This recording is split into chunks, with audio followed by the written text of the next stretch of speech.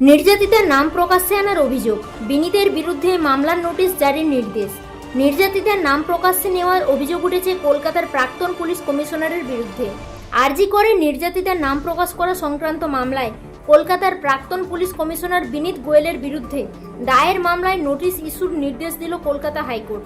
কলকাতা হাইকোর্টের প্রধান বিচারপতি রাজ্যের কৌঁসুলিকে নোটিশ দেওয়ার নির্দেশ দেন। আগামী সোমবার মামলার শুনানির সম্ভাবনা। শুক্রবার বর্ষিয়ান আইনজীবী মহেশ জেঠমালানি প্রধান বিচারপতির ডিভিশন বেঞ্চে এই মামলাটির দ্রুত শুনানির আবেদন জানান।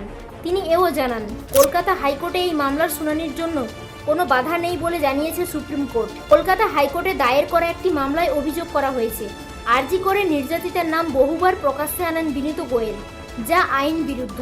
তার বিরুদ্ধে আইনি পদক্ষেপ করার নির্দেশ দিক কলকাতা হাইকোর্ট। আবেদনে জানানো হয়েছে এমনটাও। কিছুদিন আগে কলকাতা হাইকোর্টে মামলাকারীর হয়ে আইনজীবী মহেশ জেঠমালানি বলেছিলেন, সিপি নিজে ওই নির্যাতিতার নাম সংবাদ মাধ্যমে নিয়েছেন।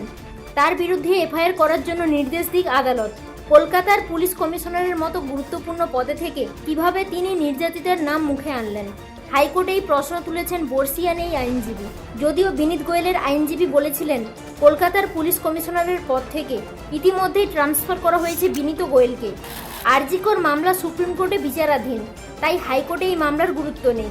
কিন্তু সুপ্রিম কোর্টে মূল মামলার শুনানির পর হাইকোর্টে এই মামলা চলায় আলাদা করে কোনো আইনি বাধা নেই বলে আদালতে আর্জি জানিয়েছিলেন মহেশ জেঠমালানি। উল্লেখ্য, আন্দোলনরত জুনিয়র চিকিৎসকদের দাবি মেনে কলকাতার পুলিশ কমিশনারের পদ থেকে সরানো হয়েছে বিনীত গোয়েলকে। তাকে রাজ্য পুলিশের এসটিএফ এর এডিজি পদের দায়িত্ব দেওয়া হয়েছে।